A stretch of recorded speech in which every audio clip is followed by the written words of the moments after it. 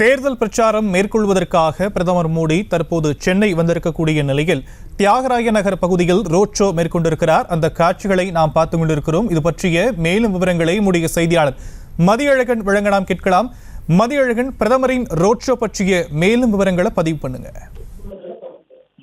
நாடாளுமன்ற தேர்தல் பரப்புரைக்கான பிரதமர் நரேந்திர மோடியினுடைய ரோட் ஷோவானது கடந்த ஒரு 20 நிமிடங்களுக்கு மேலாக நடைபெற்று வருகிறது. டி நகரில் இருக்கக்கூடிய பனகல் பார்க் பகுதியில் தொடங்கிய இந்த பேரணியானது தற்பொழுது டி நகரினுடைய பகுதி வழியாக சென்று கொண்டிருக்கிறது. தேனாம்பேட்டையை நோக்கி பிரதமரினுடைய அந்த ரோட் ஷோவானது தற்பொழுது சென்று கொண்டிருக்கிறது. பேரணி தொடங்கி இவ்வளவு நேரமாகியும் பிரதமருக்காக சில மணி நேரங்கள் காத்திருந்தாலும் கூட தொடர்ந்து உற்சாகமாக சாலையினுடைய 2 புறங்களிலும் பாஜகவினுடைய தொண்டர்களும் பொதுமக்களும் கூடி பிரதமர் நரேந்திர மோடிக்கு மிகுந்த உற்சாக வரவேற்பு அளித்து வருவதை நம்மால் பார்க்க முடிகிறது. தங்களது கைகளில் இருக்கக்கூடிய மலர்களை தூவி பிரதமரை மிக உற்சாகமாக அவர்கள் வரவேற்று வருகிறார்கள். மேலும் பிரதமருக்கு ஆதரவான பாஜகவினுடைய கோஷங்களை எழுப்பியும் பிரதமர் மோடியை வரவேற்று தங்களது வரவேற்பை பிரதமர் மோடிக்கு அளித்து வருகிறார்கள். மேலும் பிரதமரை வரவேற்கும் விதமாகவும் அங்கு இருக்கக்கூடியவர்களுக்கு உற்சாகம் ஊட்டக்கூடிய வகையிலும் அங்கங்கு தமிழர்களுடைய அந்த பாரம்பரியமான இசை நிகழ்ச்சிகளுக்கும் ஏற்பாடுகள் செய்யப்பட்டிருக்கின்றன. மேலும் பிரதமர் மோடியை வரவேற்கக்கூடிய வகையில் கையில் பதாகைகள் இருப்பதையும் பார்க்க முடிகிறது. பிரதமர் நரேந்திர மோடியும் மிகுந்த சிரித்த பொன்முகத்துடன் பொதுமக்களினுடைய மற்றும் தொண்டர்களினுடைய வரவேற்பை ஏற்றுக்கொண்டு பாஜகவினுடைய அந்த சின்னமான தாமரைக்கு வாக்களிக்குமாறு அந்த சின்னத்தை காட்டியவாறே தொடர்ந்து பயணித்துக் கொண்டிருக்கிறார். தென்சென்னை தொகுதிக்கு உட்பட்ட பகுதியில் தான் இந்த பேரணியானது நடைபெற்று வருகிறது. இருப்பினும் வட சென்னையில் போட்டியிடக்கூடிய RC பாலகனகராஜ், மத்திய சென்னையில் போட்டியிடக்கூடிய வினோத் பி செல்வம் ஆகியோரும் உடன் இருக்கிறார்கள். தமிழக பாஜக தலைவர் என்ற முறையில் அண்ணாமலை அவர்களும் உடன் இருப்பதை நம்மால் பார்க்க முடிகிறது.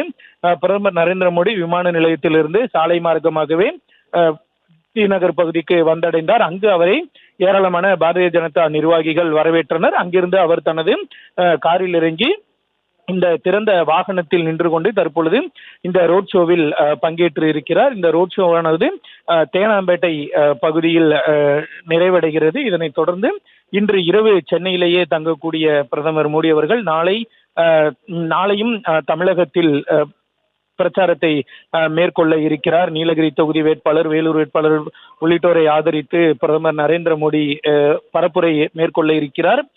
மேலும் பிரதமர் மோடியை வரவேற்கக்கூடிய வகையில் பல்வேறு தெய்வங்களினுடைய வேடமணிந்த நபர்களும் அங்கு நின்று பிரதமர் நரேந்திர மோடியை வரவேற்று இருக்கிறார்கள். மேலும் அங்கு இருக்கக்கூடிய பலரும் தங்களுடைய கைகளில் பல்வேறு விதமான வாசகங்களை பொறித்த பேனர்களையும் வைத்து பிரதமர் நரேந்திர மோடிக்கு வரவேற்பு அளிப்பதை நம்மால் பார்க்க முடிகிறது. பிரதமர் நரேந்திர மோடியினுடைய இந்த ரோட் ஷோவை முன்னிட்டு இந்த டி நகர், தேனாம்பேட்டை இந்த பகுதி முழுவதுமே காவல்துறை மற்றும் பிரதமரினுடைய பிரத்யேக பாதுகாப்பு படையான சிறப்பு பாதுகாப்பு படையின் கீழ் கொண்டு வரப்பட்டு இன்று காலை முதலே பல்வேறு கட்டுப்பாடுகள் விதிக்கப்பட்டிருந்தன. குறிப்பாக போக்குவரத்து மாற்றம் என்பது மிக பெரிய அளவில் செய்யப்பட்டு இருக்கிறது.